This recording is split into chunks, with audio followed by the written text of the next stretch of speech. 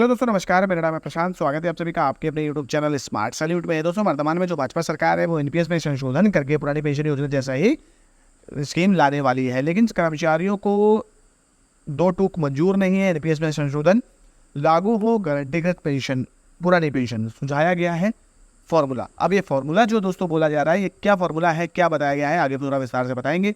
जानने के लिए, देखने के लिए बने रहिएगा वीडियो पे। चैनल पर है तो चैनल को सब्सक्राइब कर लीजिए, बेल आइकन दबा लीजिए ताकि ऐसे वीडियो आपको मिलते रहे और आप हमेशा अपडेट रहें। चलिए बिना देरी करते हुए वीडियो को स्टार्ट करते हैं। कर्मचारी संगठनों ने केंद्र सरकार को दो टूक शब्दों में कह दिया है कि उन्हें एनपीएस में संशोधन मंजूर नहीं है। उन्हें केवल गारंटीकृत पुरानी पेंशन ही चाहिए। पुरानी पेंशन बहाली के लिए गठित national joint council of action के वरिष्ठ पदाधिकारी, स्टाफ साइड की राष्ट्रीय परिषद के सदस्य और अखिल भारतीय रक्षा कर्मचारी महासंघ के महासचिव सी श्री कुमार ने कहा, एनपीएस को लेकर वित्त मंत्रालय की कमेटी की रिपोर्ट अभी नहीं आई है। ऐसी अफवाह है कि एनपीएस के तहत केंद्र सरकार कर्मचारियों के पेंशन में बढ़ोतरी करने की योजना बना रही है। रिटायर होने से पहले कर्मचारियों को उनकी अंतिम बेसिक सैलरी का 50% मासिक पेंशन के रूप में दिया जाए। बतौर श्री कुमार, ये प्रस्ताव मंजूर नहीं होगा। National pension mission for old pension scheme Bharat के राष्ट्रीय अध्यक्ष डॉक्टर मनजीत सिंह पटेल ने कहा, नाम कुछ भी रखो, कर्मचारियों को गारंटीकृत पेंशन सिस्टम चाहिए। उन्होंने एनपीएस को ओपीएस में बदलने के लिए सुझाव दिए हैं। मार्च 2023 में केंद्र सरकार के वित्त सचिव टीवी सोमनाथन जी की अध्यक्षता में एक समिति गठित की गई थी। इसका मकसद गैर अंशदायी और वित्तीय रूप से अस्थिर पुरानी पेंशन प्रणाली पर वापस लौटे बिना एनपीएस लाभों को बेहतर बनाने के तरीके खोजना था। इस कमेटी में कार्मिक लोक शिकायत व पेंशन मंत्रालय के सचिव, व्यय विभाग के विशेष सचिव और पेंशन फंड नियमन व विकास प्राधिकरण के अध्यक्ष को बतौर सदस्य शामिल किया गया था।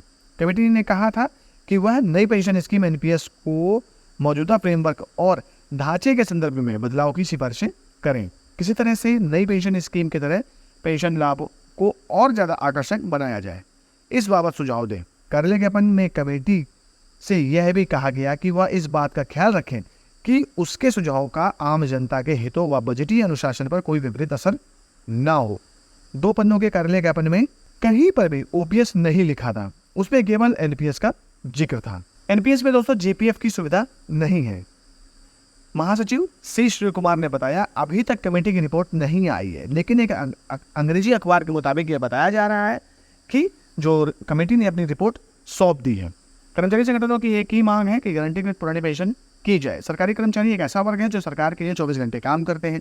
युद्ध, आपातकाल और कोरोना जैसी महामारी, कोई भी आपदा हो, सरकारी कर्मचारियों ने 2 कदम आगे बढ़कर काम किया है। पेंशन के लिए उनके वेतन से 10% की कटौती क्यों की जाए? एनपीएस में 10% बेसिक पे और इतने ही डीए में कटौती हो रही है। एनपीएस में तो जीपीएफ की सुविधा भी नहीं मिलेगी। वजह यह सुविधा तो पुरानी पेंशन वाले कर्मियों को मिलती है। ओपीएस के मुद्दे पर सभी कर्मचारी संगठनों से चर्चा पर आगामी रणनीति तैयार होगी। केंद्रीय कर्मचारी संगठनों में ऐसी चर्चा भी है कि केंद्र सरकार Andhra Pradesh model NPS model की तर्ज पर एनपीएस में बदलाव कर सकती है। इसमें पेंशन की राशि सेवानिवृत्ति पर अंतिम प्राप्त मूल वेतन व महंगाई भत्ते डीए का 50% होती है। यह एनपीएस और पारंपरिक परिभाषित लाभ पेंशन योजना के तत्वों को एकीकृत कर दिया है। राज्य सरकार और कर्मचारी दोनों ही एनपीएस में कर्मचारियों को वेतन का 10% योगदान करते हैं। आंध्र प्रदेश गारंटीकृत पेंशन सिस्टम अधिनियम 2023 की धारा 3 के तहत यह मॉडल बाजार में उतार चढ़ाव से जुड़े जोखिम को कम करता है। इसमें सरकारी कर्मचारियों को ज़्यादा सामाजिक सुरक्षा मिलती है। रिटायरमेंट के बाद एक स्थिर और अनुमानित आय सुनिश्चित होती है। एनपीएस में शामिल कर्मचारियों को बतौर पेंशन अंतिम आहरित मूल वेतन के 50% तक की गारंटी दी जा सकती है। दोस्तों, अब इसमें मैं आपको क्लियर बता देता हूँ कि जो आंध्र प्रदेश का मॉडल है दोस्तों, वो जीपीएस वाला सिस्टम है, जिसमें कि मैंने आपको कई बार बताया है कि गारंटी पेंशन स्कीम, अब जो सरकार है वो इसकी तर्ज पर एनपीएस में संशोधन करना चाहती है। और दोस्तों, जो सरकारी कर्मचारी हैं उनको किसी भी प्रकार का एनपीएस में संशोधन मंजूर नहीं। और दोस्तों, ये जायज भी है। आप अगर ओपीएस की बात करते हैं तो देखिए, ओपीएस में आपको जीपीएफ सुविधा मिलती है, जिसमें आप अपना पैसा जमा कर सकते हैं और उसमें विद ब्याज के साथ साथ आप उस पैसे को कभी भी जरूरत पड़ती है तो आप निकाल सकते हैं। अब ये जो जीपीएफ सुविधा अगर लाते हैं आंध्र प्रदेश मॉडल के अकॉर्डिंग, तो इसमें ये सुविधा नहीं है शायद। दूसरे बात पे आते हैं, यदि कोई कर्मी पुरानी पेंशन के थ्रू रिटायर जाता है तो उसको रिटायरमेंट के 6 महीने बाद उसके पेंशन में डीए लग जाता है, जिसको हम डीआर कहते हैं, महंगाई राहत।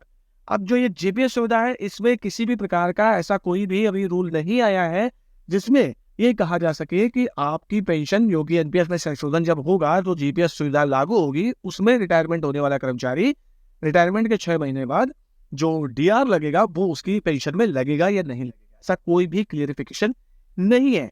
और भी कई कई छोटी छोटी चीजें हैं दोस्तों जो ओपीएस की बराबरी इसमें नहीं कर सकती है। बस इसमें एक ये बेनिफिट हो जाएगा कि जब आप रिटायर जाएंगे तो आपको उसका बेसिक का 50% के हिसाब से पेंशन दे दी जाएगी। अब वो पेंशन देखिए फिक्स ही रहेगी, जब आपका डीआर नहीं लगेगा तो पेंशन वो फिक्स रहेगी।